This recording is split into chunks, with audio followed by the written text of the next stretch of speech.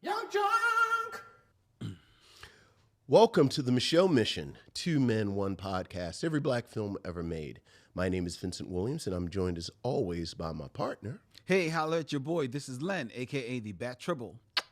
And here we are, deep into Octavia April. And this week we will revisit one of the iconic science fiction profiles and properties of the early aughts, Men in Black, when we circle back around to Men in Black 2, the choice of Lynn Webb. But before we get to Men in Black 2, or as it said in the advertising, it said like M2B, which wasn't confusing at all. Not at all. Lynn, how are you? I'm doing well. Vincent, how about you, my friend? Good. Chilling. Shout out to each and every one of you out there in the chat who are watching as we stream live on YouTube from Young Junk, Philadelphia's premier video podcast palace. Shout out to all the missionaries out there. Good evening, missionaries. Good evening, one and all. So, Vincent, I'm going to get to this real quick. All right. Our good friend of ours and friend of the show, Toya, hit us up earlier today, actually. Yeah. To let us know if we didn't know already. No, I'm mistaken. It wasn't Toya. It was actually another friend of the show, Ariel. Yes. Hit us up to let us know that Nas is coming to town. He is. Here in Philadelphia. He is. In June, I believe. To perform Illmatic. Yes. You know, one of the greatest albums of in music history. 100%. Now, I'm not sure, is this, I know he's performing the album. Yes. Is this one of those tours where he's performing it with like a band, or is he just I believe so. Okay. Yeah, I believe this, because this is a continuation. He's been doing this for like 2 or 3 years now. Okay. Yeah, Okay. doing the Illmatic concert. Yeah. All right. So with that, I was curious, are you interested in going to that concert? I am, but only kind of because I saw it already. Oh, so you actually Right. saw I saw Nas in DC. Okay. With the orchestra. How at the was it? Kennedy. It was fantastic. Yeah. It was absolutely fantastic. Because I was curious about that because, I'm a Nas. I'm a fan of Nas. Sure. Not as big a fan as you, but I am a fan of his. However, I've never seen him perform live, and that's primarily because I've always gotten the impression that he would not be as entertaining to me Sure. live. Sure. But with this setting, with like an orchestra, a band, that sounds like it would be more entertaining. You have 100% zeroed in on why I think it was successful. Okay. I think Nas always struck me, because this was my only time seeing Nas. Like, I didn't see him in the 90s, but live. Like, I've just seen him on like television and stuff. Yeah. And he always struck me as being from that Rakim lyricist school. Yes. Where my lyrics are so strong, my showmanship isn't necessarily what I'm leaning on. So, but with the orchestra, amazing. Amazing. Absolutely amazing. Okay. Cannot recommend that show enough. Okay. Good. All right. So I might. Okay. I'm thinking about going. I got to see if it aligns. I think I might be going out of town actually on that day. Okay. But we'll see. But this brings me to my larger question. Okay. Because the two of us are men of a certain age. We are. As the missionaries are fond of reminding us. Sure. Beats the alternative, though. Thank you. And as both men of a certain age, but fans of hip hop. Yes, not but, and. Okay, and fans of hip hop. Would you, let me just ask you directly, would you still go to a hip hop show, live show? Absolutely. I go to Or would you be selective in the... I mean... Like, would you go see... Okay, I'm going to name 5 artists. Okay, all right. Would you go see these artists? Okay, and you are predicating this on the assumption that because of my age, would I go see him? Because, well, I'll let you ask. Yeah. Go ahead. Okay. So, Kendrick Lamar. I would love to see Kendrick Lamar, but Kendrick Lamar, unfortunately, is one of those artists that if I went to see Kendrick Lamar, I would be surrounded by people who came to see Kendrick Lamar. Like, I'm not necessarily trying to be there with the Kendrick Lamar crowd. Wait a minute. You can't just go to private shows. I mean, what are you talking about? Yeah.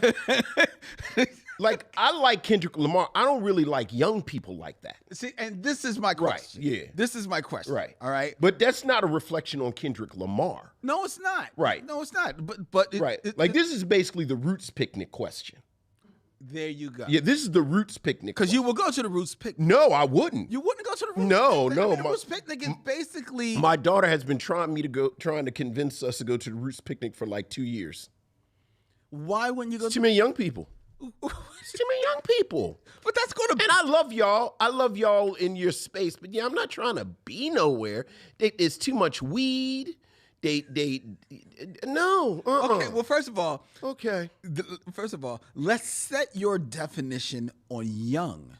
Because the Roots picnic, to be fair, I got a funny feeling the Roots... If you are younger than, I'm going to say 35, I'm not really trying to be out with you like that.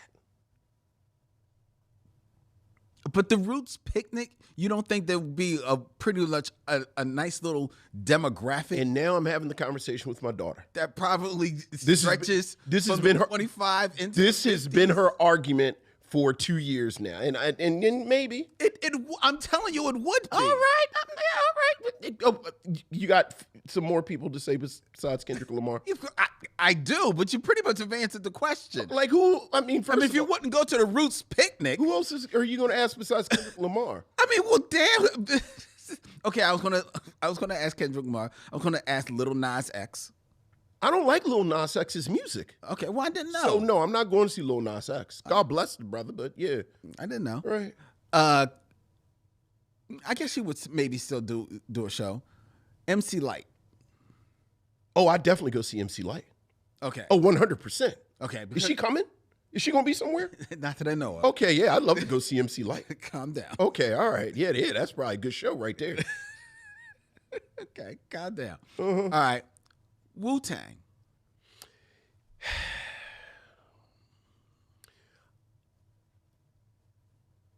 I think Old Dirty Bastard not being there would just make me sad. I've actually thought about going, because I think they're on tour, where they're talking about going on tour. Yeah, I think yeah. And I love Wu-Tang Clan enough that white frat boy energy that's going to be there, I would go regardless. But I really do, like Old Dirty Bastard not being there would make me sad. Okay. So. But Wu-Tang, there's going to be plenty of weed. Yeah, but it's Wu-Tang. So it's Wu weed. Like Wu-Tang, is fine? like I like Wu-Tang Clan more than I do Kendrick Lamar. Okay. So even okay, fair Yeah. enough. Snoop. Yeah. Truth be told, I don't like enough of Snoop's. Now, see, a better question would be if Snoop did a Doggy Style anniversary tour. Would I go see that? Like, I think that would tempt me more than just a generalized Snoop concert. Because I don't really like Snoop's catalog like that. Plus, that demographic, like Snoop is very much going to have that white frat boy energy there. And I like it's just too many variables that I don't know if I would commit to it. But like Snoop, if he did an anniversary tour of Doggy Style, might tempt me, but I suspect I might still land on no. Okay. All right. So you're saying that you would go to a hip hop show. I mean, I go to hip hop shows. When's the last hip? Who was the last hip hop? Curtis Blow. You're joking, but like it probably was Rakim and like Rakim, KRS-One, and Slick Rick had a show. Okay. Yeah. You definitely went for the 35 and up. Oh above. yeah. Like I'm gonna go see the Roots. I'm gonna go see. But you wouldn't go to their picnic. Yeah, because it's not just the Roots. Like if it was a Roots picnic with just the Roots, You know, you go and it's like little Aesop, little baby Aesop boogity boop. And it's like, I told you, was that last year or the year before last? Like all these young people converged on our house. Like my daughter had brought some friends from campus and like some of my nieces and nephews, and they all came. And I'll never forget, we were all standing in the kitchen and they were talking to each other. And I think it was Shabuzi. Like I had never heard of Shabuzi. But they were talking and said, oh yeah, I want to go see Blind. And they were just talking back and forth. I said, I have no idea who these young people are talking about. And then here's the kicker. I also didn't care. Fair. You know, y'all be safe when you go see Lil Boppity Bop. Have fun. Make good choices. I'm going to stay here and have a little sippy sip and listen to Donald Byrd. I'm going to sit here and put on the Donald Byrd album, have a little sippy sip. You should have went with them to see Little Boppity Bop. Yeah, I'm not. Because he brought out Dana Dane. Yeah. No, not going to do it for you. But you know, that's, you know, and also, like, let young people have their thing. That's the other thing. Like, let them have their thing. I'm somewhere telling people, although I did say this, it's funny because when KRS-One came out, KRS-One was doing that. Turn it up, selector, turn it up. And I was like, dude, I feel like it's loud enough. Like, I don't think you need to turn it up anymore. Like, I feel like it's as loud as... Oh, my God. Can anyone else? Like, I feel like I can hear it. Can you hear it? Stay home, Vincent. Just stay home. I'm going to go see Samara Joy. Yeah. Go see Samara Joy. Go see like Samara Wynton Joy. Marsalis Sextet is coming. You know, go see Wynton Marsalis. That's where you should There you go. I'm going to go see Wynton Marsalis. Yeah. And just play your... Yes. I'll answer your Wu-Tang question. Right. Just play the album. Just right. Just play the album. Right. Keep your... If ODB was alive, I would go see Wu-Tang. No, you wouldn't. No, I would. No, you wouldn't. I would. No, you wouldn't. You would not. You know what? You be coming in here. These damn kids. It's kids. It's kids. It's kids. I'm just trying to listen to ODB. Right. Can he do the song, please? Right. No. Anyway, that's enough from Vince. I'm sitting here minding my business. You asked me. I didn't. Let's hear from you, our missionaries, with your emails, or as we like to call them, missives from the missionaries. So what else is going on, Lynn? We have emails, Vincent. Ooh, missives from the missionaries. Ooh.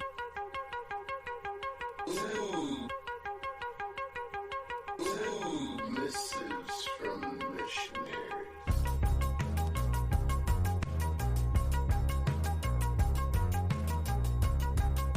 Missives from the missionaries. Vincent, we have an email from Ron Covington. Hey, what's up, Ron? Dear Len and Vince, thinking about your Octavia April celebration made me reflect on a film I thought was actually a black science fiction film, Muppets in Space. Interesting. In it, Gonzo feels like he doesn't belong with the others and that he has a home elsewhere. It turns out he's descended from some funky extraterrestrials who roll back to Earth jamming funk music. Celebration by Kool and the Gang in the movie, which I thought was a concession to make white folk feel comfortable. Yes, because Celebration by Kool and the Gang is not funk. He's finally solved the mystery of his true identity. That's a good question, because I always thought Gonzo was just like a weird-looking bird. Right, because he always is making like really uncomfortable statements and movements around chickens. Right. There's always the chickens around. Yeah, it's like, so I was figured, right. you know. Right. Ron continues, when I saw the film, I immediately got it, but others were skeptical. Mm-hmm. The film was produced by Stephanie Allain, a sister who has been in the business a long time. I had a mutual friend ask her if my notions of the film's subtext were accurate or just my own musings. My friend told me Stephanie said my take was definitely where she was coming from. This train of thought got me to wondering what you guys consider to be maybe the first black-themed sci-fi film and what you think are maybe 3 or 4 very influential black-themed science fiction movies over the past 50 or 60 years? And where do you think the genre might be headed in terms of themes in the current landscape? It's always keep passing the mic, Ron Covington. Well, Ron just presented us with like a whole show of questions. I know. The first black themed sci-fi film. Oh, that's an interesting question. I mean, we definitely have like alluded to this. I'm not saying this is the first one, but we definitely see allusions to the black experience in Planet of the Apes. Right. Certainly, I mean, we talked about Conquest of the Planet Apes in the 70s. I'm trying to think any of those 50s movies, can you bend them and say that they're talking about race? What are the great robot movies from the 50s or 60s? Yeah, but I don't think that they really get into race because it's not about the robots being othered in any type of way. Well, but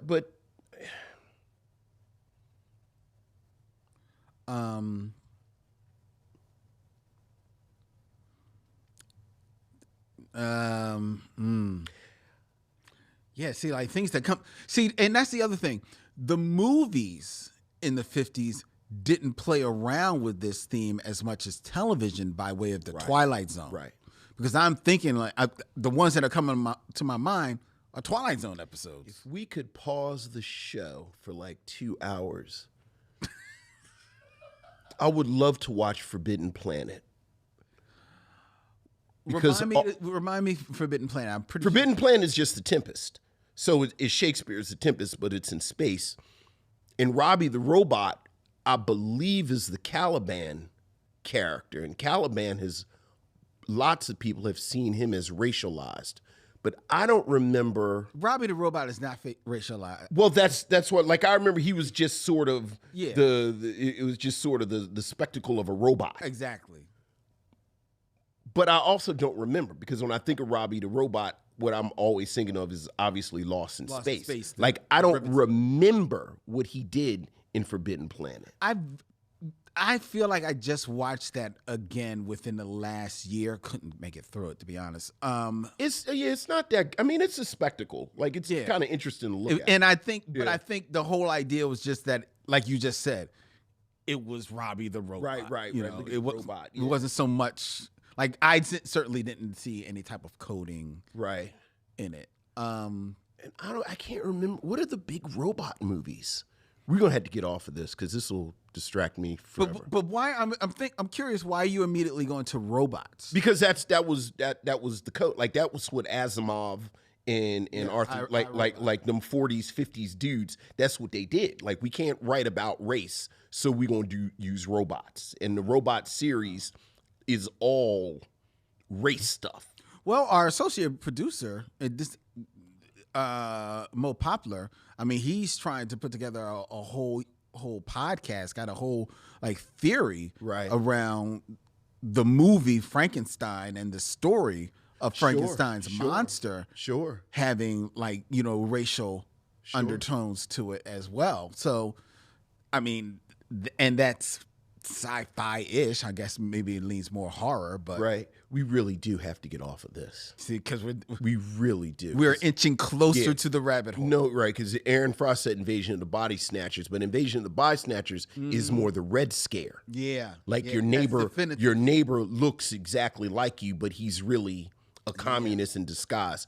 Although it wouldn't take much to say that it's a passing thing. That's a good point. Which is why we got to get off of this. That's a very good question, Ron, that I'm going to be thinking about. Because now I'm trying to figure out what the great robot movies are.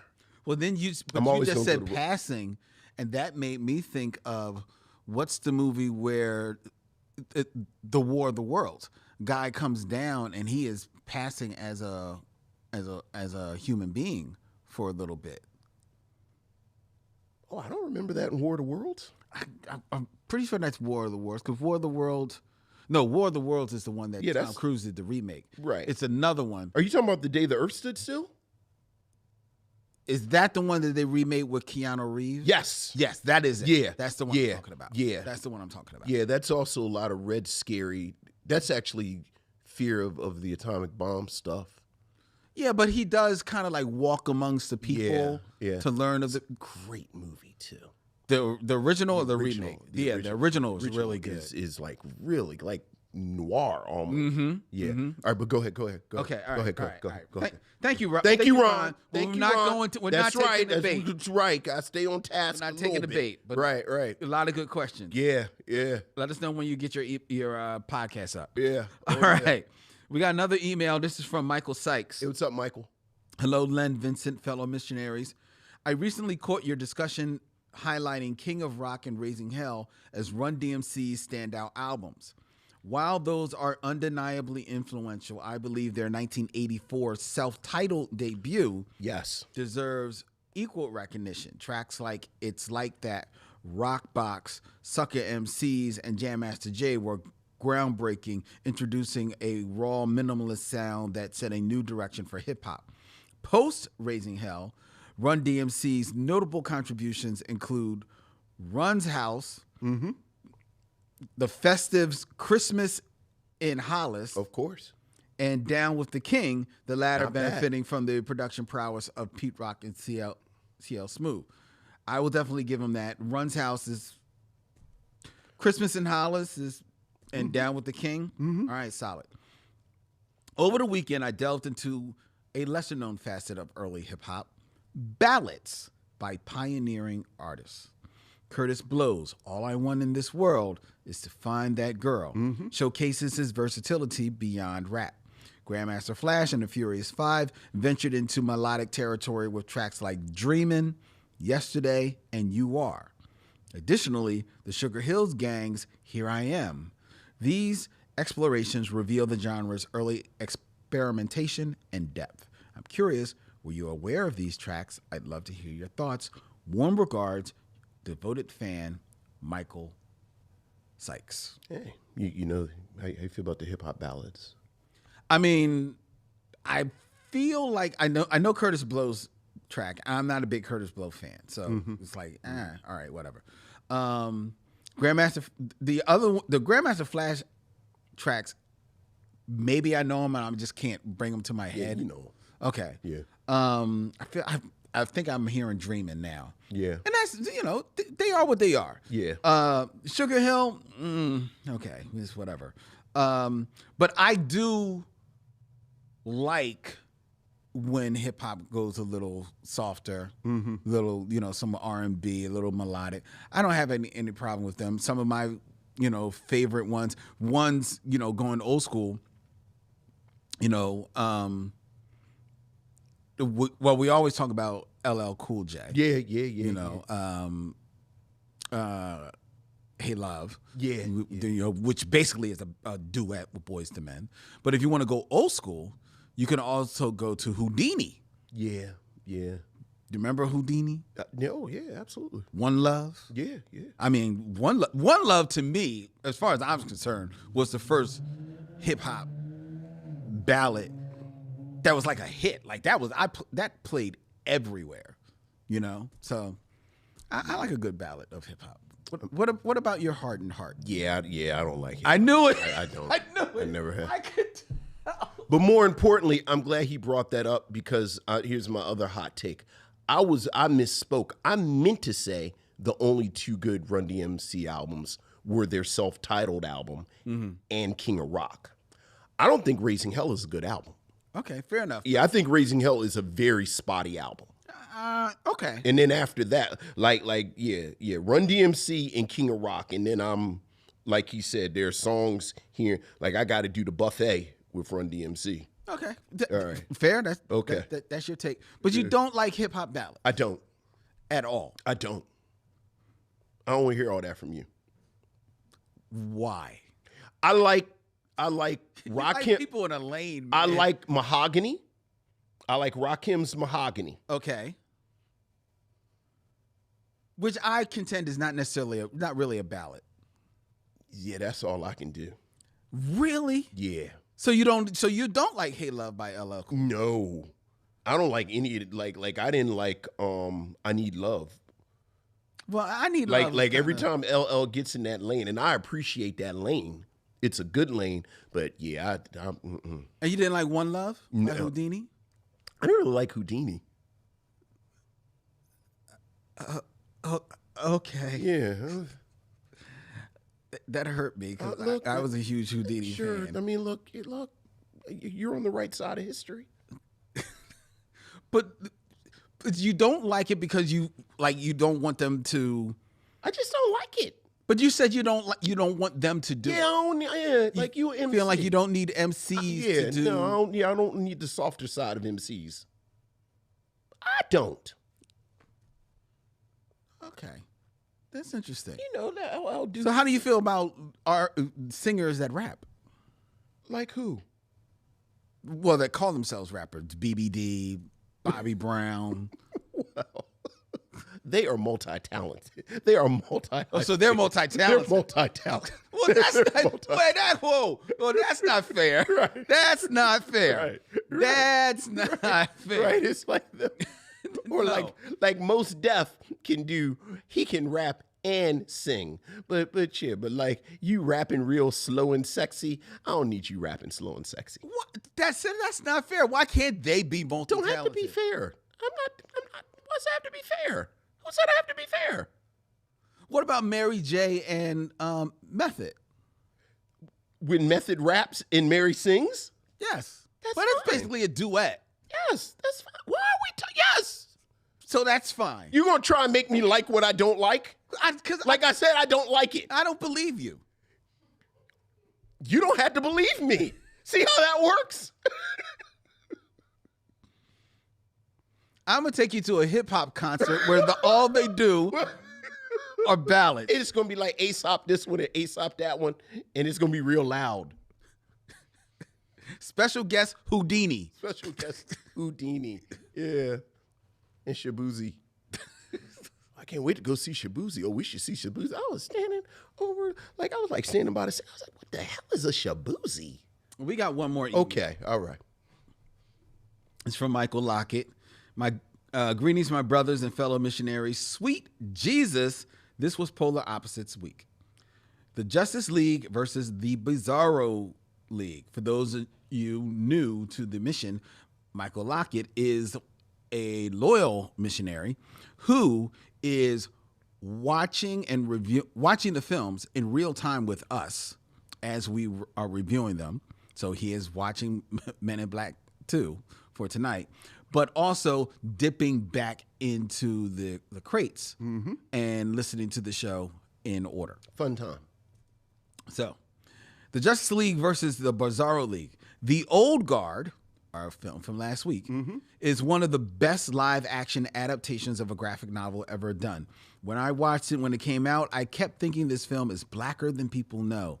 My rewatch confirmed it. The lens is black. My only hope is that something vital to the look and feel of this initial flick feeling is not lost with the new director for part 2. I don't think so, but we shall see. I have faith. I do too. Yeah. Because even though Gina Prince Bythewood is not directing it, she is producing on this. And I got a funny feeling she's going to keep a hand in there. Yeah. At the opposite end of the spectrum, Michael continues, my time travels dropped me right smack dab in front of steel. I am a very selective consumer of DC Comics properties, Batman, of course, John Stewart, the Green Lantern, Wally West, The Flash, ever so often Wonder Woman, primarily when she is pimp-smacking Superman. I was intrigued with the Steel character coming to life. When I found out it was going to be Shaquille O'Neal, I was like, oh, hell, DC, come on now. You know better. Do better. Yeah. They just don't seem to try unless it's animated. I really can't find anything good about the flick, and it pains me because I like Shaq. He could have easily, in my opinion, had a career like The Rock. Is that what you think, Michael? Interesting. Okay. Because according to Michael, he only needed good projects and direction around him. If you two had to pick a better film for Shaquille O'Neal to debut in, or to have a breakout role, what would you pick? Even though it was before his time, I could totally see him in The Princess Bride as Andre the Giant's character. All the best, Michael Lockett. It's interesting you say that because my first inclination was to think of Arnold Schwarzenegger and how he came out in Conan. And I was thinking about Wilt Chamberlain in Conan. In Conan 2, the Destroyer. Conan the Destroyer. Right. That's what I was thinking about. I wasn't necessarily thinking about that, but I can see why you're going there. But I was thinking about how putting Shaquille in more of a fantasy setting. Yes. That can, make use of his size. Yes. And does not ask as much of him from an acting point of view. Lean on the charisma. Yes. Yeah. Yes. Absolutely. That's I could definitely see that. If you wanted to, now here is something. If they wanted to do this, I could maybe see Shaq doing this. If they were ever to do a live action of either, I just lost the movie, lost the name of the animated movie set in the 50s with the giant robot. Iron Giant. Iron Giant. You want him to play a giant? You want him to play the robot? Yeah. He's just a giant robot man? Yeah, but the robot talks. Right. So, but he talks very slowly, methodically. Right. He actually just says Superman. Okay. All right. But that's Shaq. That's Shaq considers himself Shaq's Superman. He's got Okay, Superman all right. tattoos and everything. All right. So either that, Okay. or if they did an a live action version of, what was this animated movie? The Big O or something. It was like this big white robot. Yeah, you just think Shaquille O'Neal should be a robot man. That's what was the name of that movie, Dylan? The animated movie. It was like the big white robot, like the little kid made, and like his brother became. No, I think his brother made it. Oh, you mean whatchamacallit 6? Yeah, Big Hero 6. Big Hero 6. Yeah. I would have loved for Shaquille to come out in a film like that. Okay. I don't know about come out. I think if he followed the path like we just said and makes 2 or 3 movies, I could see him after 2 or 3 movies, if they lean on the fantasy part of it, actually appropriately enough because of Steel, doing a live action John Henry. He'd have to get a little bit under his belt. Yeah. Like if you got him to Rock level, I think he could do John Henry. Yeah. Like it's gonna have to be like 3 or 4 scenes with him and a love interest and him kind of being resolute, like I can beat this machine. But then the rest of it is just physicality and charisma. Maybe. I don't know. It's a worthy experiment. It's a worthy experiment. Suffice to say, to be honest, casting him in Steel was not a bad idea. It was a terrible idea. I 100% disagree with you. No, let me put it this way. I think the idea of casting him in Steel is not a bad idea. I don't think he was ready. I don't think he was ready for it. I think his ass is too big to be Dr. John Henry Irons. Okay. All right. You cannot get past him being 7 feet tall. That's true. Like, he cannot play a regular dude in any form or fashion. Well, The Rock plays regular. When's the last time The Rock played a regular dude? He always special. Down. He was Special Agent Cock Diesel in that. Bounty Hunter Man. The what was it? The Tooth Fairy? He was playing against Type because they were like, ooh, look at Special Agent Cock Diesel, who's actually the Tooth Fairy. Be Cool? He was a henchman. That's a regular dude. That's not a regular dude. Dr. John Henry Irons has multiple PhDs in Smarty. Shaquille O'Neal can't pull off having multiple PhDs? I'm saying the 7 foot tall dude, someone is saying, yeah, this isn't realistic. That's exactly what I'm saying. Like, he's going to have to be the action dude. I think you're putting him in a box. A big ass box. Like one of them boxes you got put together. Like one of those boxes they mail you in a even bigger box. And it comes in pieces. They mail the box. They mail the box in pieces. In a bigger box. And then I'm building that box and putting Shaquille O'Neal in it.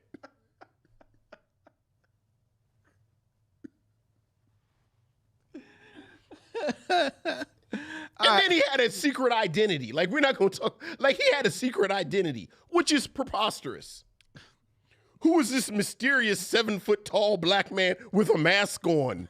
Who could it be? Oh, hi, Dr. Irons. Yeah. I had some stomach problems and had to go to the bathroom. That's why I was not here when Steele was here. In Mayberry. Right. Who is this mysterious 7 foot tall black man? He's wearing a mask. How could we see past that disguise? It's ridiculous. It was ridiculous. All right, go ahead. Suspend belief. All right. Well, that's our emails. Thank you, missionaries. If you want to hear your thoughts or questions right here live on the Micheaux Mission, please send us an email. Email us at micheauxmission@gmail.com. That's micheauxmission@gmail.com. Before we move on, I invite you, if you're going to be in the Philadelphia area, you can come out and spend some time live with Vincent, myself, and our good friend Stephanie Watts on Thursday, May 8th. I had to remember the date. Sure. At Bryn Mawr Film Institute, where we return with the Be Real Micheaux screening series for Beasts of the Southern Wild.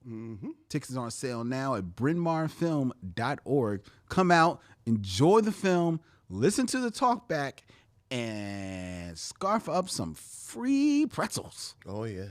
Oh, yeah. All right. All right. And now it's time for the Game of Kings. Kings. Or, as we call it, 6 Degrees of D'Urville Martin. All right.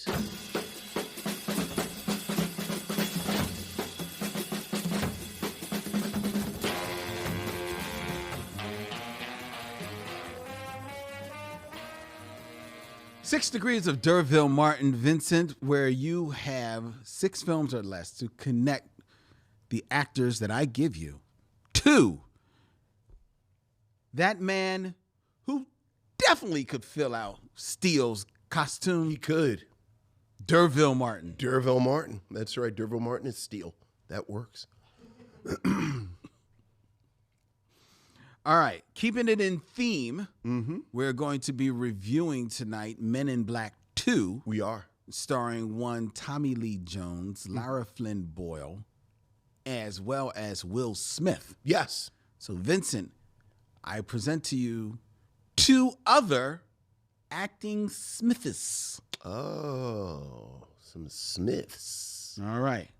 So, in 6 films or less, connect D'Urville Martin to Matt Smith. Oh, we've done Matt Smith before, I think. Because I remember he's in Morbius. And I didn't see Morbius, but I know he's in Morbius. So...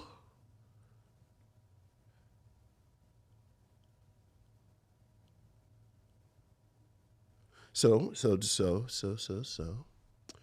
D'Urville Martin. I don't want to get to Morbius. Oh, here you go. Because I was thinking about The Color of Money. Because I was thinking about sequels. So because D'Urville Martin is in 5 on the Black Hand Side. No, I'm sorry. Is in Guess Who's Coming to Dinner with Sidney Poitier. Sidney Poitier is in Paris Blues with Paul Newman. Paul Newman is in The Color of Money with Tom Cruise. Tom Cruise is in another film that has some pretty good sequels. Pick Your Mission Impossible with Ving Rhames. Okay. Ving Rhames is, of course, in Baby Boy with Tyrese Gibson, who is in Morbius with Matt Smith. Oh, Tyrese Gibson is in that movie? Wow. How have you never seen it, and yet you know that these two people are in the movie? Because they were showing clips of Tyrese. You know, Tyrese cracks me up just generally. So I was seeing clips of Tyrese in Morbius. Oh, okay. Very good, Vincent. Tyrese-ing it up. As he is wont to do. Does. That's right. Very good. All right. All right. Now, Okay. knowing that one would probably be a layup for you, Okay. All right. I've got a good one for you now. Okay. You're going to have to stretch your mental. I will even give you a lifeline in the guise of our good producer, Dylan, Okay. for this one. In 6 films or less, connect Dervell Martin to 2. Anna Nicole Smith. Yeah, did she act or did she just kind of show up in movies during that little pocket? She has been in films and a couple of roles, speaking roles. Yeah, what was she in films? Yeah, what movie was she in that I would have said? Away. Oh, Anna Nicole Smith is in that. Like, what was she in? Let me think of one that I think it's going to be. Okay. Well, she had her first starring role in 1995 Oh, Lord. in To the Limit. Yeah, I can safely say I've never seen To the Limit. You've never seen To the Limit? Anna Nicole Smith's Why, Vincent, star vehicle. this film is a sequel to Da Vinci's War. Is it real? It is. And she's a star?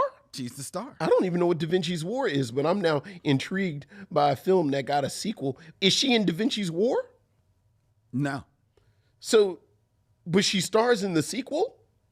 It says that she's not the star. No, she is the star. So who's the star? She is listed as the star. So who's the star of Da Vinci's War? Now I'm just intrigued by Da Vinci's War. That's a good question. That's a good question. You just pull these names out of hat. No. The star of Da Vinci's War is well, I'm seeing these names, but I want to go to the IMDb and make sure that it's who is the actual like a top cast. Michael Nouri.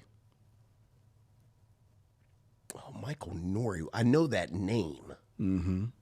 You got a picture of Michael Nouri? I do. Is he in the sequel with her? Yes. Let me see Michael Nouri. That first face. Oh, that's a great face, but I don't know what else. What else is she in? Da Vinci's War. You don't know her from I don't. To the Limit? Which is apparently the sequel. It's the sequel to Da Vinci's War, Vincent. Yeah. Where you been? Yeah, was she in something I would have seen? I thought you would have seen To the Limit.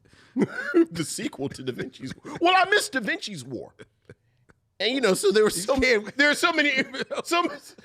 references to the, like I saw the ad for To the Limit. I said, "Oh, To the Limit with Anna Nicole Smith." I should go. Oh, it's a sequel to a film I haven't seen, so I'll skip that. I'll wait for 20 years when it's streaming. Right. Watch them both together. Okay. She made her theatrical film debut 1 year earlier. Okay. In a film that you may have seen. And that is? The Hudsucker Proxy. Oh, the Hudsucker Proxy, because that's with Tim Robbins. That is indeed with Tim Robbins. She's in the Hudsucker Proxy? Is she really? Doing what? Acting. Come on, stop. What is she doing? You're so ignorant. You are so ignorant. You want to keep people in a lane and a half, though. She was acting. She plays Jaja. well, there you go. And actually, it's Zaza. Zaza, sure. So Tim Robbins. He certainly used Tim Robbins. I mean, look, Deborah Martin,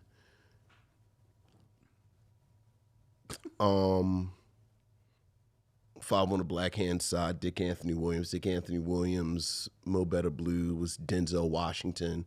Denzel Washington's in Glory with Morgan Freeman. Morgan Freeman's in The Shawshank Redemption with Tim Robbins, who stars in The Hudsucker Proxy, and apparently Nicole Smith is in it. There you go. Well done. I mean, okay, sure. Would you like to hear the other films in her filmography? Yeah, sure. Okay, so she made her... I actually don't want to hear all of them. Just tell me the interesting ones. I am. Okay. Of course. So she made her feature film debut in The Hudsucker Proxy. She followed that up with an award-winning performance in Naked Gun 33 and a Third, The Final Insult. What award did she win? She won the worst new star at the 15th Golden Raspberry Awards. Now, see, that would have been a good one because I would have used something that you gave me. Because you go from Sidney Poitier to Denise Nichols in either Let's Do It Again or A Piece of the Action. And then Denise Nichols is apparently in Capricorn 1 with O.J. Simpson, who is in this. Okay. We also could have did Leslie Nielsen because we talked about Leslie Nielsen. Well, I knew here. I was thinking about Leslie Nielsen with a change of face. Yeah. With Raymond St. Jacques. So you could have went Godfrey Cambridge in Five on the Black Hand Side to Cotton Comes to Harlem with Raymond St. Jacques to Leslie Nielsen to her. Right. Yeah, you should have did Naked Gun. Well, knowing Leslie Nielsen would have been I think a little bit of a layup. Yeah. She also, we talked about To the Limit, which is the sequel to the Da Vinci. Her final feature film was in a film that I think you may have seen. It was another sequel, Be Cool, the sequel to Get Shorty. Who does she play in Be Cool? She actually plays herself. I was about to say, I mean, that was her deal. She was kind of, almost a quasi reality star celebrity. Look, are you saying that the majority of this filmography says her playing herself? Yes. Yeah. But there were times when she was given lines and she did them well. Wasn't there a documentary about her that was pretty good?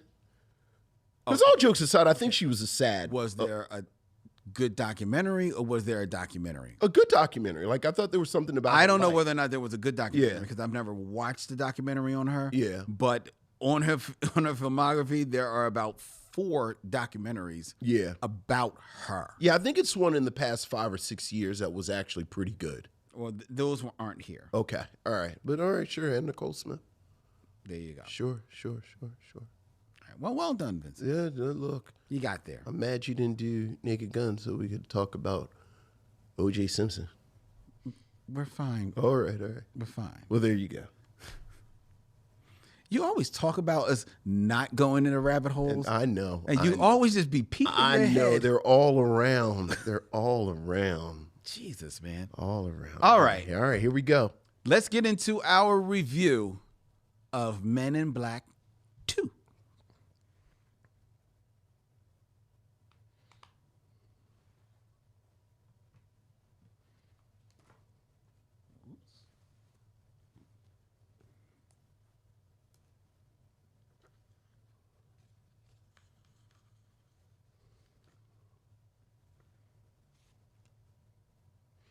Men in Black 2, the sequel to the iconic science fiction film Men in Black, is about Agent K and Agent J reuniting to provide our best line of defense against a seductress who levels the toughest challenge yet to the Men in Black's mission statement, protecting the Earth from the scum of the universe.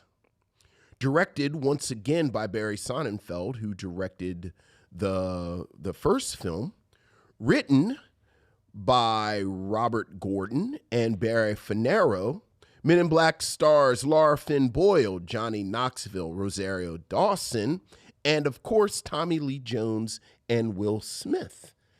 And this, the fourth week of... Yes. No, it's the third week. The third week of Octavia April, and this was the choice of Lynn Webb. Lynn, what do you have to say about Men to Black?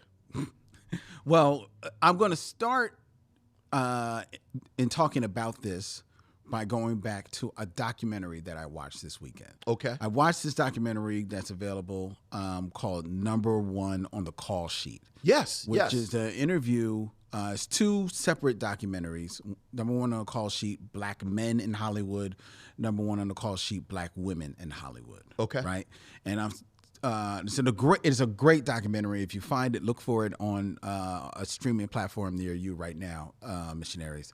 And it's, top-notch actors talking about their experience in Hollywood. Okay. And, making their way in all against the opposing forces that they have going up against them. And in the documentary Black Men in Hollywood, which leads off this two-part series, you've got Denzel Washington, Jamie Foxx, Kevin Hart, The Rock, Morris Chestnut. You've got all these top-line Taye Diggs, top-line actors, in archival footage. You got Sidney Poitier, Harry Belafonte, all speaking about their experience in making their way in Hollywood and how they, definitely stood on the shoulders of those that came before them, singing praise for each other's performances, and also talking about how there's not often is it space for more than one of them to shine. Mm-hmm. We have always talked about how Denzel took a lot of money out of people's pockets, and funny enough, I saw an interview this week with Delroy Lindo, mm-hmm. and he talked about how there were a couple of roles that he got primarily because Lawrence Fishburne turned it down or wasn't available. Okay. It's like, and you just see, these people vying against one another, right?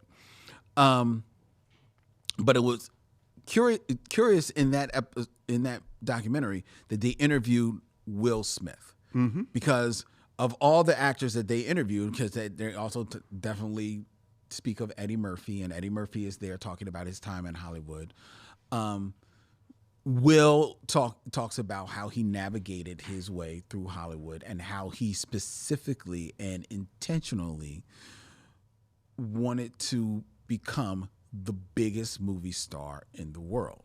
And he intentionally wanted to make movies that he knew would play not only just across the street at the theater, but across the globe. Okay. In the theater.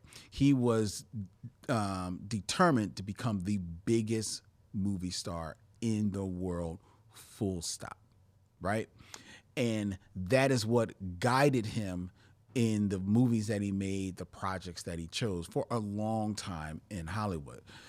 And I think it was very timely that I watched that documentary right before seeing Men in Black 2. Sure. Where you can feel this this plan at work. Yeah. Oh, yeah. Right in this film. Yeah. In 2002, Will Smith is becoming one of the biggest stars in Hollywood. He's decidedly on his way at that moment. He probably, maybe it's reaching his apex at that moment, and it's starting to kind of like maybe start looking, start that Oscar search that he fell into for a while. And Men in Black was a huge hit for him, the first film. But he was decidedly number 2 on the call sheet, Right. as it were, in that film to Tommy Lee Jones.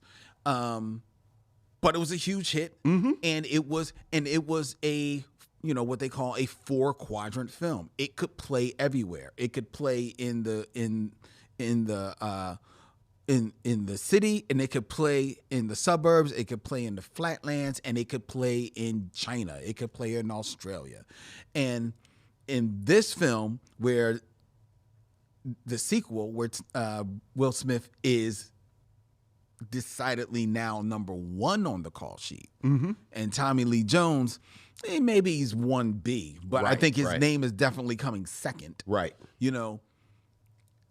Will has positioned himself smartly to be the man in this movie, and you could see it just beaming off of him. Like, okay, I'm in full control. I know who I am. This is a film where I'm still kind of like the cool guy, but I don't have to be like, I'm not Mike Lowry from the Bad Boys. Right. I tone it down because this one is going all over. This is going all over. And in that mode is the perfect mode for Will Smith. And in that mode is the perfect mode for this film, which at its heart is, it's funny, you were just talking about earlier in the show about 50s horror movies. This is basically a 50s horror movie, sure, but with 2002's effects and some of the cultural references put on top of that. The story of this movie, the plot, such as it is that sometime back in the late 50s, 60s, these aliens... No, 1978. Oh, as they say it. That's right. That's important. That's right. Yeah. That's right.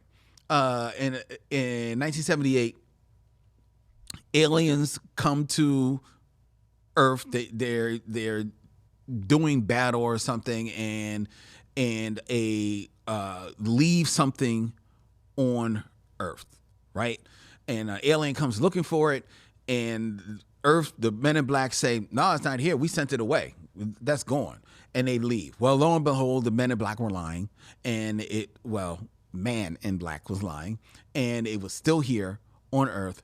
And now the alien has come back in the form of this tentacled plant thing that takes on the image of Lara Flynn Boyle. As one does. As one does when they see a picture of Lara Flynn Boyle as a model in a magazine.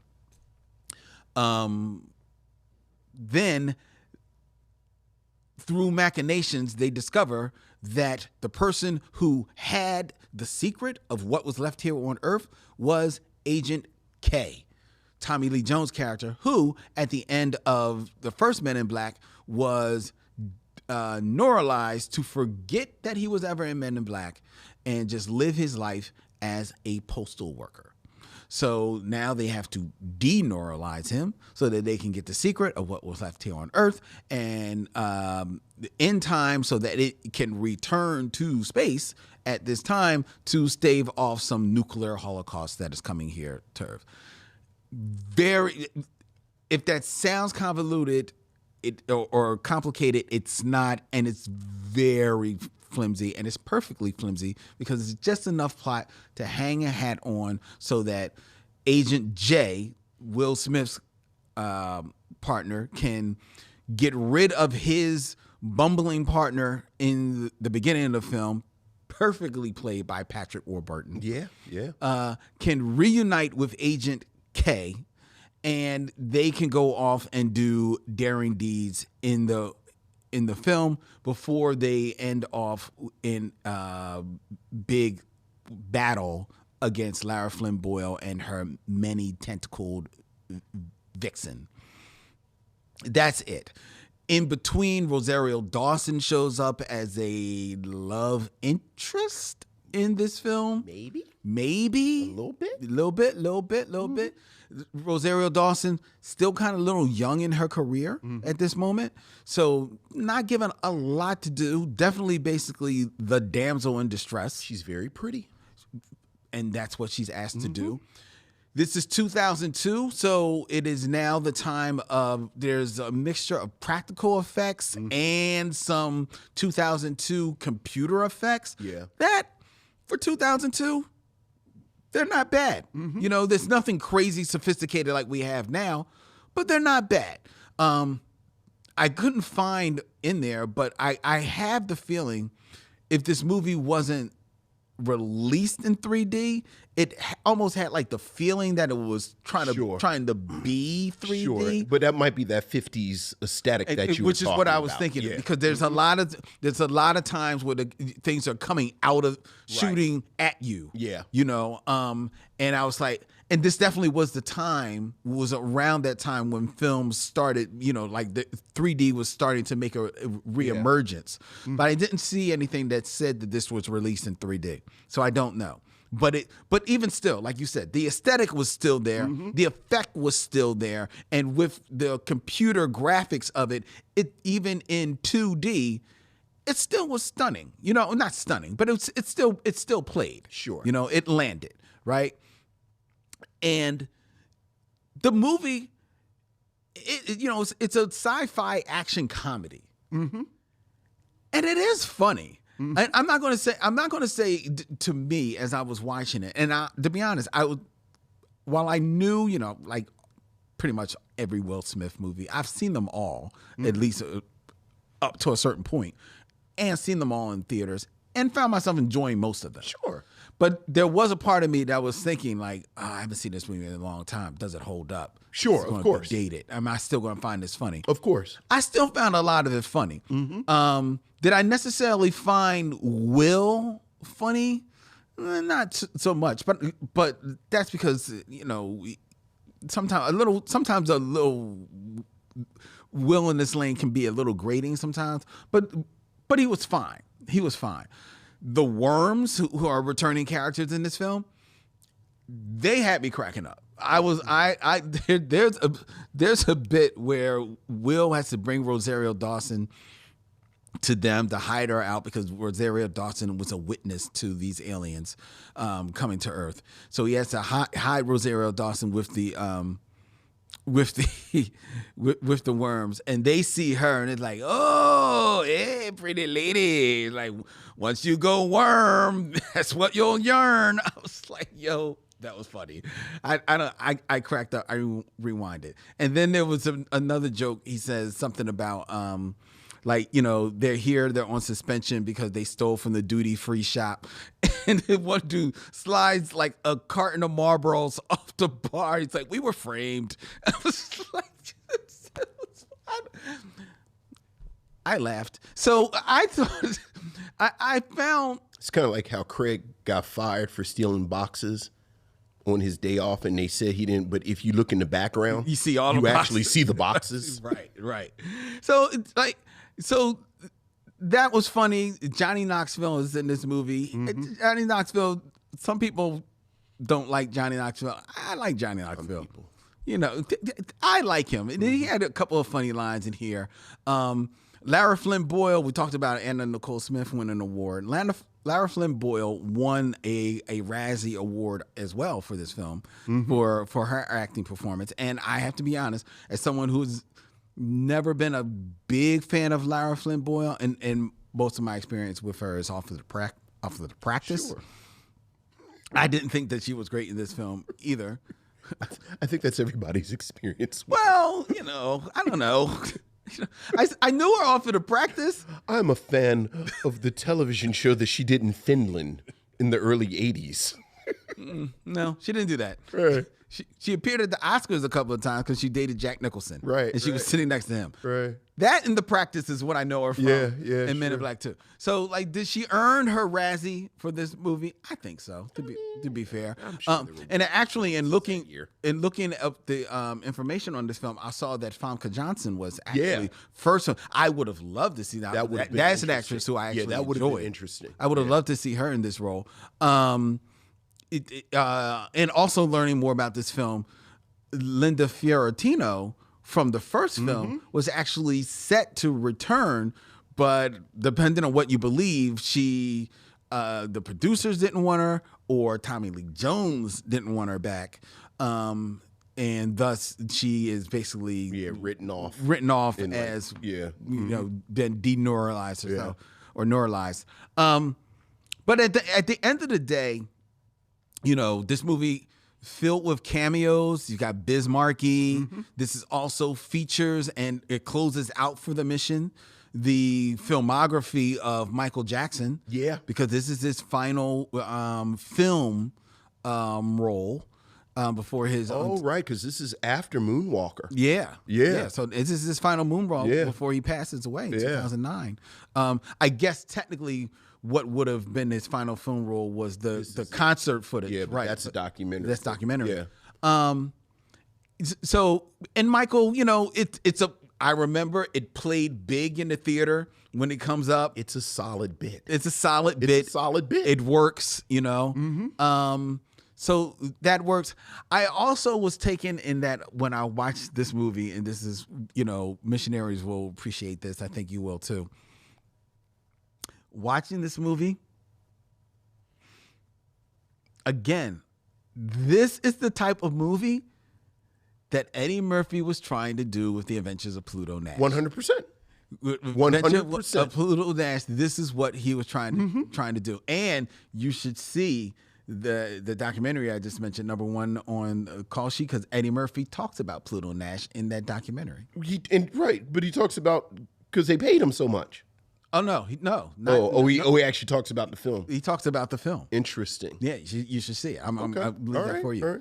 So at the end of the day, I was surprised by how much I still enjoyed Men in Black 2. Okay. But it's curious. I was talking to our good friend Michael Dennis of Real Black earlier today, and he was asking what we were going to be reviewing, and I said that we were going to be reviewing Men in Black 2, and his immediate response to that was, is that a black movie?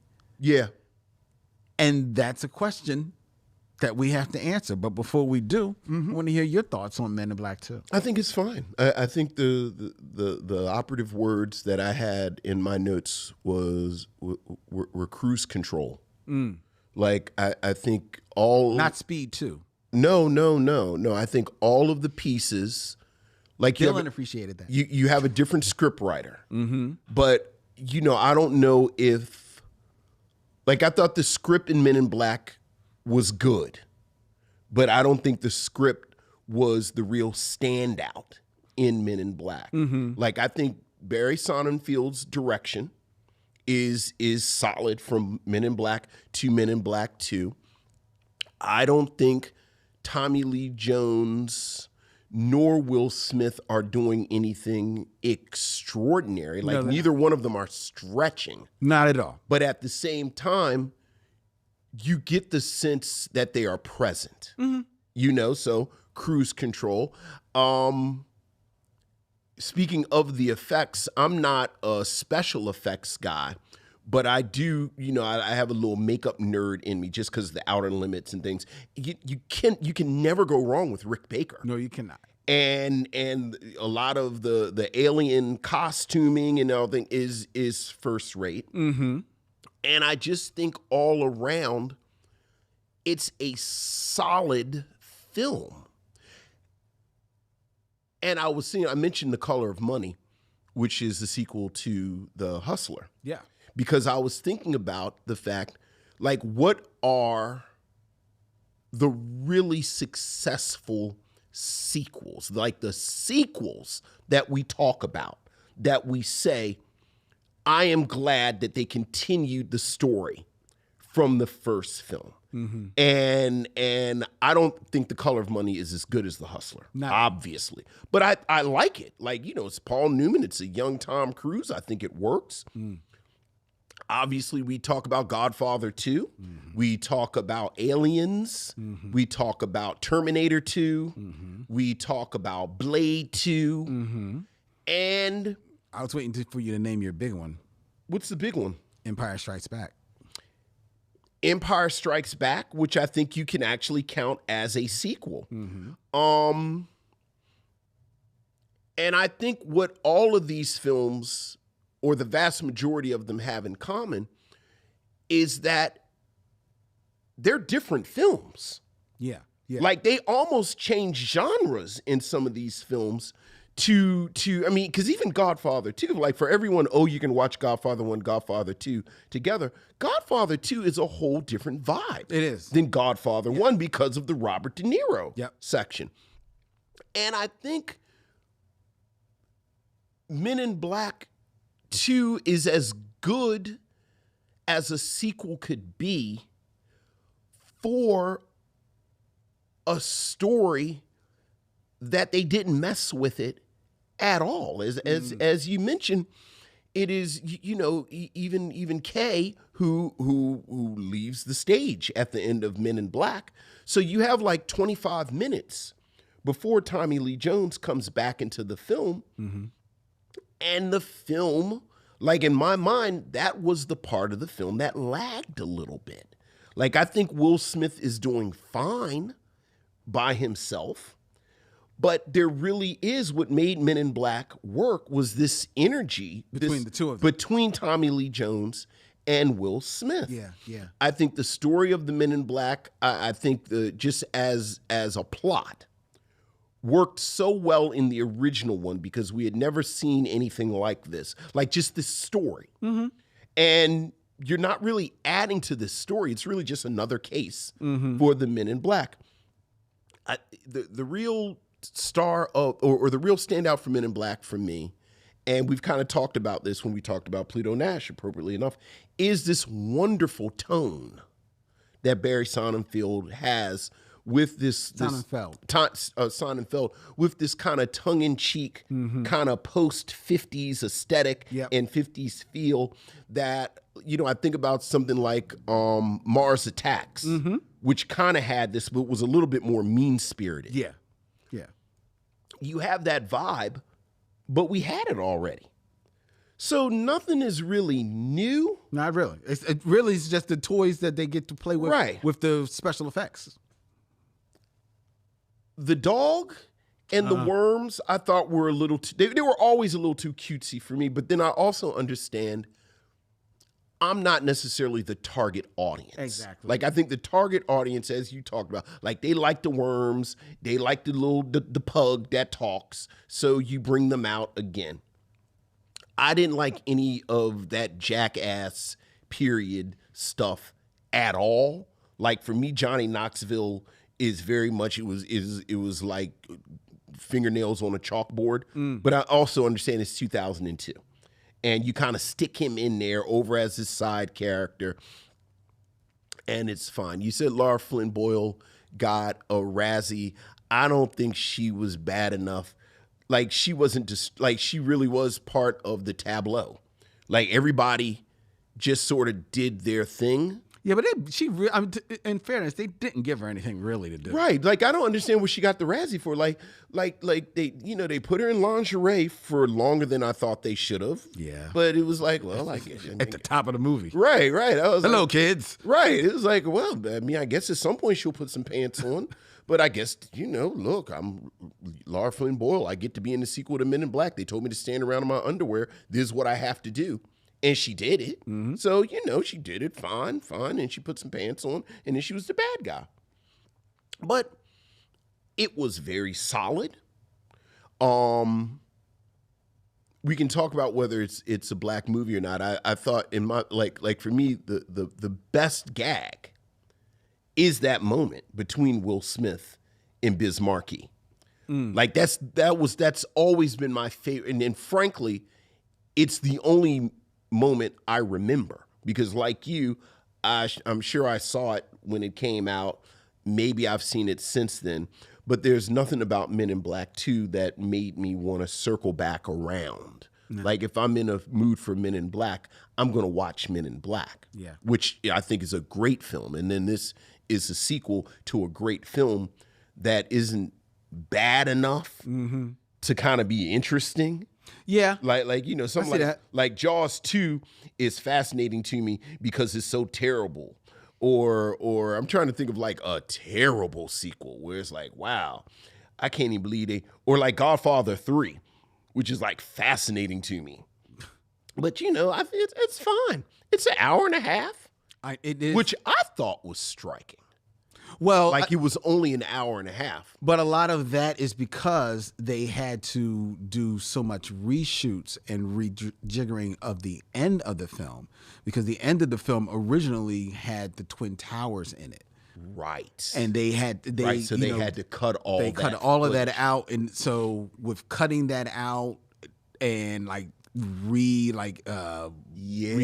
things, that cut into the I didn't connect those dots, but I thought the runtime was perfect. No, it's perfect. Like I thought the runtime was perfect. It's absolutely perfect. The other thing that I do think that hurts this a little bit, especially if you are so much a fan of the movie, the original, is that this is, again, speaking of sequels, one of the few times when a movie is then adapted for television, and the television show, in this case, which was a Saturday morning cartoon, Men in Black, is superior to the movie, and thus also runs long enough and as much of a hit that it effectively works as a sequel already. Well, to your point, and the reason that I mentioned that it was 1978 when it came, talking about like successful sequels that kind of just change the tone completely or do something different, and it's almost like a brand new movie. The part of the film as a film that really interested me the most, there's a moment at the beginning where they have like a clip from an In Search Of type show. My man, Peter Graves. And they have a reenactment of what happened in 1978. And they have people dressed up. And then David Cross plays basically video store guy, a conspiracy theorist who apparently has been talking about the Men in Black, and then they show up, but you get the sense that there is a whole world on the fringes that kind of know, like even the whole bit about a black market deneuralizer. Like I would have loved the film to really lean into people right on the outside of the Men in Black. Like people who've been like the Men in Black have visited them and then they leave, and maybe you didn't get neuralized, like you were in the other room and there are support groups about this, and just sort of expanding the mythology a little bit, or even saying that Kay has been doing this for so many years, so that you can get something from 1978. You get something, and I know they kind of sort of do it in Men in Black 3 and even Men in Black, International, but those are bad films. Yes, they are. Like I wanted them to do it in because when like the team is still together and the team is still kind of right. But I 100% agree with you that the cartoon really takes some of the energy away from what would have been excitement for this. Yeah, I absolutely agree with you. Now, in regards to the question of whether or not this is a black film, this is, we talked about this, and there's an ongoing conversation on the mission about there are some films, and more specifically, some actors' filmography, where that question does come up. Just because you are number one on the call sheet, does that inherently make your film now a black film? We more or less have landed on yes. Yes. You know, because could Will Smith have been taken out of this role, especially in Men in Black 2? Right. Maybe not so much Men in Black I was 1. about to say Men in Black, I think he's amazingly racialized. Right. Like I've actually talked about that moment. Like that moment when he says the difference between me and you is I make this look good is quintessential. Like black people, like when you talk about black dandyism and black dress and the black prep style and how that, like, that's like a clear example of that. Yes. But as you said, in Men in Black 2, he's the standard bearer. Yeah. Like, you know, before Tommy Lee Jones shows up, he's the authority figure. Right. He's, you know, I'm still going to land on it is. And, you know, a lot of it, frankly, is because of that moment with him and Biz Markie. Like, Brad Pitt could have had that moment, but it wouldn't have resonated as much. No, not at all. You know, I do like the bit where he has the blow-up doll that drives the car around. Oh, yeah. And he said, you know, the initial one was black, but he kept getting pulled over. Mm-hmm. Like, you had these little Which touches. was an improv. Oh, I didn't. We'll see. That line was improv. Yeah. Not the crazy thing is, Will improv that line for the film, and it was so good that of course they left it in the film. Right. But it was also so good that they put it in the trailer, which Barry Sonnenfeld didn't like because by that time, because it was in the trailer, and you got to remember, this is at a time where trailers were basically like there were commercials all over, and people were locked in. You would see it. By the time it got to the film, the joke was old. Right. So he didn't like it, but he loved the joke. Right. Yeah, I think that it lands on it that it's a black film because it's Will Smith in the lead, right? And he decidedly is the star of this film. Could he have been replaced in this role by name white actor of the day? Right, Tom Cruise or Brad Pitt. Kevin Bacon, whoever. Yes, he could have. And would it be a black film? No, it would not. But it ain't them. It ain't them. It's Will Smith. It is. And Will Smith executing his plan. Let's put it out there. He's executing a plan where, you know, on his dartboard at home is Tom Cruise. That's who he's gunning for. Oh yeah. So this is the type of movie and the type of role, and more to the point, the performance that he has to, you know, lock himself into to reach his objective.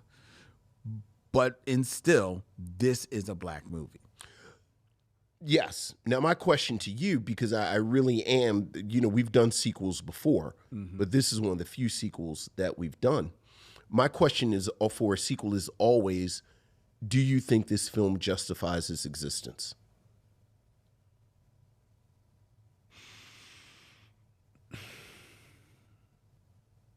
Aliens, perfect. Godfather 2, perfect. Terminator 2, perfect. Like, these are all discrete films that 100% should exist. Does Men in Black 2 justify its existence? We've both agreed it's solid. It's solid. Does it justify its existence? And you could make an argument going back to 2002, coming off of, you know, 9/11 and everything that was going on, that this may have been the type of entertainment that we needed. It definitely was a huge hit. Oh yeah, which absolutely speaks a huge hit. to that. Yeah. But in answer to that question, I would have to say no. Yeah. I would have to say no. Yeah. I think, and we've kind of already touched on it. If you wanted to return to this world, you had the animated show, which, to be fair, was a Saturday morning cartoon. But if you found it, you found that it coded a lot older than just Saturday morning. Oh yeah, absolutely. But I can understand some people are like, it's Saturday morning. That's not me.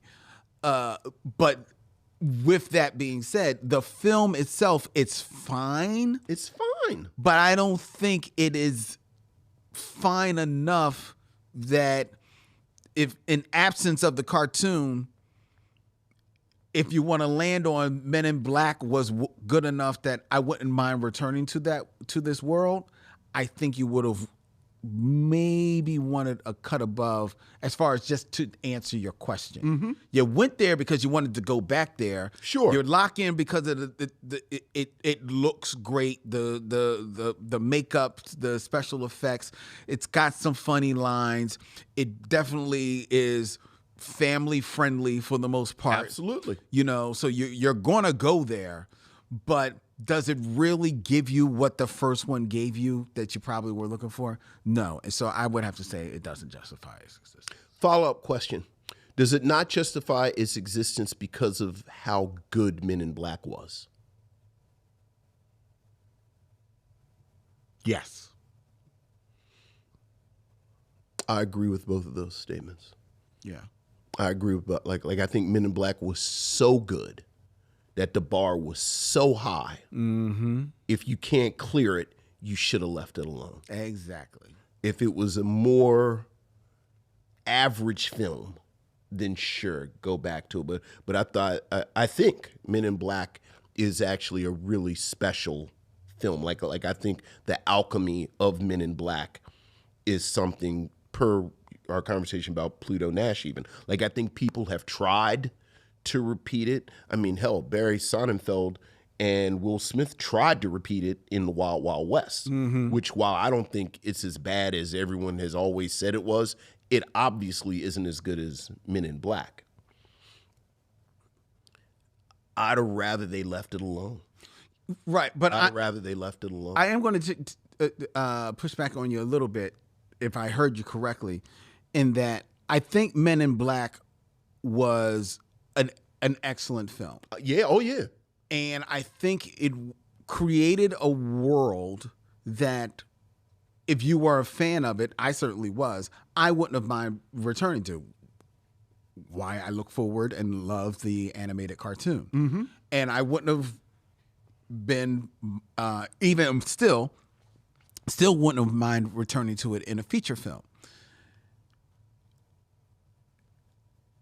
If you don't make a film as good as Men in Black, okay, you don't make a film as good as Men in Black. But I think you should at least have an idea. The idea or the story of the movie should be something that should be as good, Look, I don't think this story is not good at all. Look, the story in Men in Black is almost the same thing. Like, it's all a MacGuffin to just sort of set up this narrative to introduce you to this world. Like, to me, Men in Black, the pop is in the newness. Mm-hmm. And you can only have novelty once. Right, which means you have to either build on it or come at it from a different angle. So, but what I'm saying is that if you either build on it, and an argument can be made that they did build on it because they had more special effects and tried to play, maybe even lean into the tone, maybe even a little bit more, right, in this film, or come at it from. But I think, to your point, then the story should maybe. So you got more toys to play with, but the story should maybe come at it a different way. But you said, like, if you're not going to top it, then better leave it alone. Yeah. I'm saying is that at least come with an angle. Yes. Something that you're going for. And then if it doesn't all come together and thus top it, it doesn't. But at least I appreciate that you came here with something. All right. Maybe I don't think is right. Because I don't think they came with anything. Arguably, Alien is better than Aliens. Exactly. As a film. Exactly. But because Aliens or Terminator 2 are so different, like like they actually kind of moved the narrative around some. Mm-hmm. Especially with aliens. Right. It's not even like I have this apple and now I've created a better apple. It's like I have this apple and now I'm going to hand you a pear. Right. And it's like, ooh, pears are good. Mm-hmm. Yeah. They're not, but okay. You don't like pears? No. You know what? That's fair. I have a small window for pears. I have a small window for pears. I just wanted to see where you were going. I wanted to be mad at you. I was about to, how do you not like pears? And now I realize, yeah, but see, I only have like a 3-day window when I'll eat them too. They have a weird consistency if you don't watch them. Yes, they do. Yeah. That goes like that. Yeah, they've got a weird, yeah, but it's like apples and pears. So, okay. I mean, I'll just say this, at least on my part. Like, I'm going to recommend it, which meant that because it's a solid, like, I could pick at it. Like, I like we could pick at it a little bit. Like, yeah. Because, you know, it's Octavia April and you know, also, I'm sort of getting together my language for Predator 2. Hey, it's coming. Hey, slow down. We doing sequels. We doing sequels. Hey, slow down. Now, did we do Breaking 2? Yes, we did do Breaking 2. Electric Boogaloo. Yes, we got that out of the way. Yeah. There's not a 3, is there? Breaking 3, Electric Boogaloo. No, there isn't. Okay. Thank you. Sure. Breaking 4, Dancing to the Door. I'm sorry. Go ahead. Just looking over the edge of that rabbit hole, aren't you? Just a quick small point of business for missionaries, for sharp-eyed missionaries. Mm-hmm. We reviewed Men in Black 2 tonight, and we're going to tell you whether or not we recommend the film or not in just a second.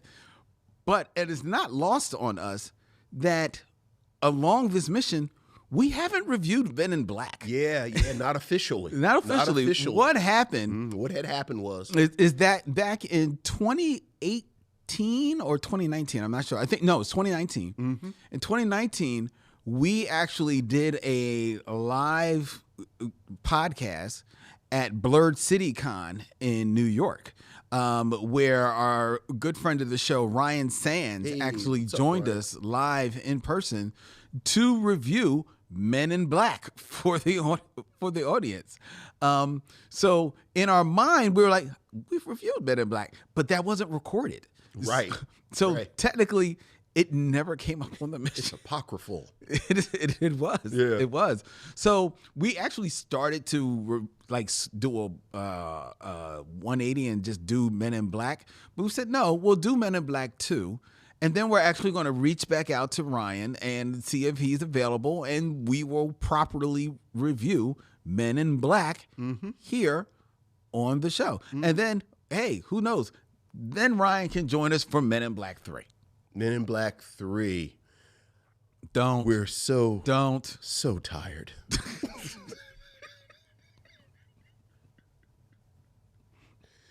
It's like, God damn, Tommy Lee Jones looks old. Will Smith looks old. That's why they brought in Josh Brolin. Everybody just look right. Tommy Lee Jones was so old. He said, "Yeah, I'm." Y'all got me for 5 minutes. Y'all got me for 25 minutes. He's like, speaking of sequels, he's like Charlton Heston in Beneath the Planet of the Apes. I'm going to show up the first 15 minutes, and I'm going to show up the last 15 minutes, and then I'm going to be in my trailer. No. He's going to say, y'all can put a green screen in my garage. Men in Black 3 were so tired.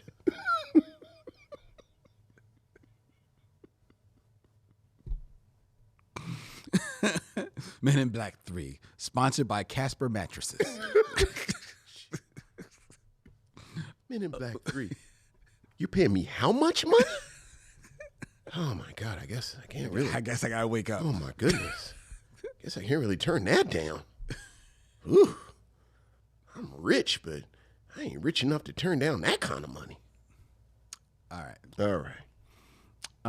Did you see the fourth one? Did you see the Men in Black International? Yeah. with Tessa Thompson, and Chris Hemsworth. Yeah, did you see it? I did. How was it?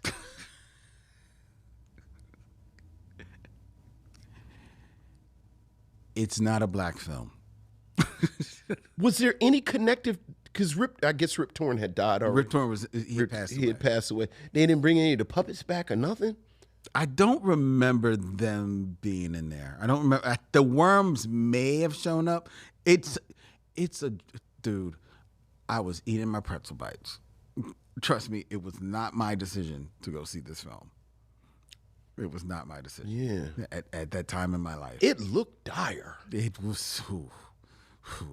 Tessa Thompson doesn't talk about this. Like this doesn't. Tessa Thompson is in the #1 on the call sheet.